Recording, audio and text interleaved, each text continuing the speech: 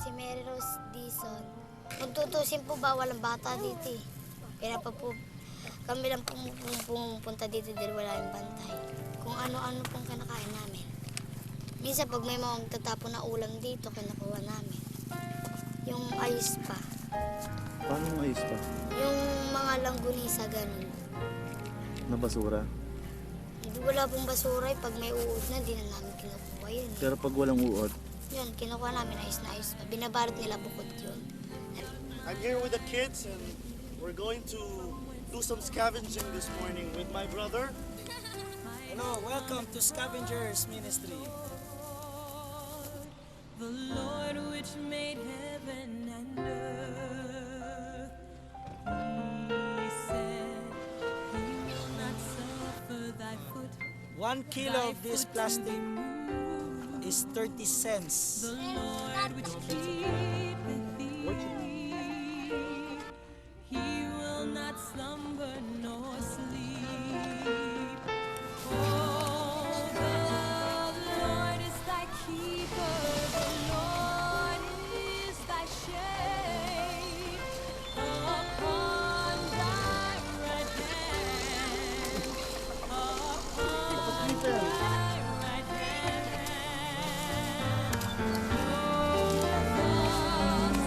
Kuha kami ng plastic.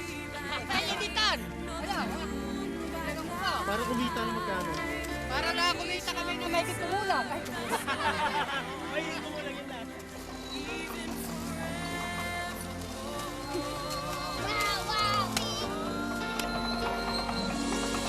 Well, this is the life of being a scavenger. It is an 8-hour work. Sandaan mo? Sa buong araw ka naman?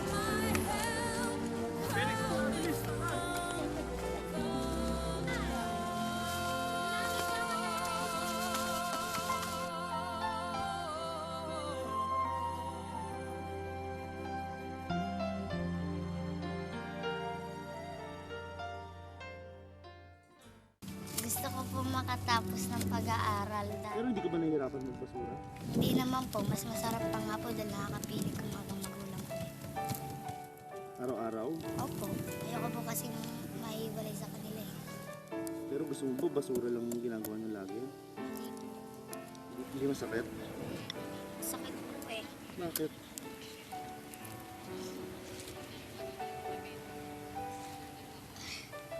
Kahit kaya po wala sa akin. Kaya nangangarap ka rin makapag-aral para matulungan mo sila. Opo.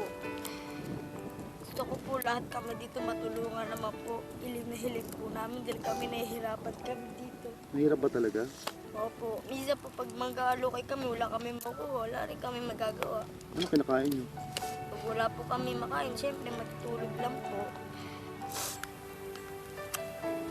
Tutusin po dito, bawal po bata dito eh. Anong bakit nandito? Wala po. Naawala kasi sa amin yung bantay dito. Isa kasi wala kami makakain. Kaya pangarap ko rin po makatapos sa pag-aaral. Bakit?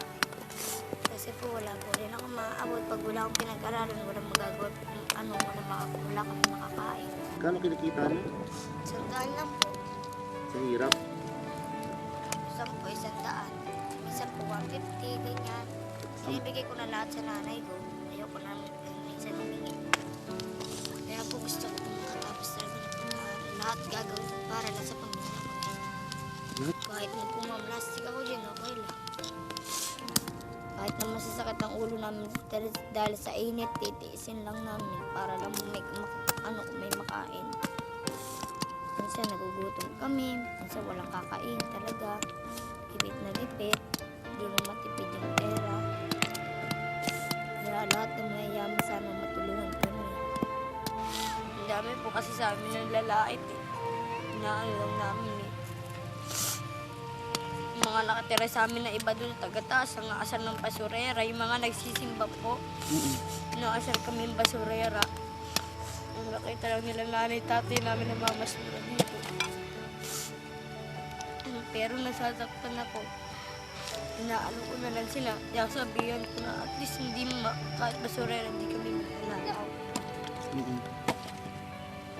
Kasi masakit din po sa amin mapagsabihan ng pulubi. Pero marangal naman ang ano namin. Yun lang po. Salamat Panginoon. Dahil namatay kayo para sa amin. Tinatanggap kita sa sarili kong Diyos at tagapagligtas ng aming buhay. Salamat Panginoon sa pag-asa.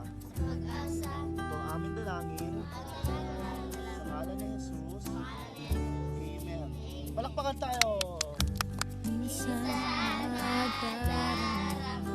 Kaibigan, ang problema minsan nahihirapan ka at masasabi di ko na kaya. Tumingin ka lang sa langit, baka sakaling may masumpungan. Kaya ako bahagi, malaman mong kahit kailan hawak kamay. Hawak kamay! Di kita iwan sa paglakay. Dito sa mundo lamig ka, hawak kamay. Di kita bibitawan sa paglalakbay. Sa mundo na walang hawak kamay, hawak kamay, hawak kamay.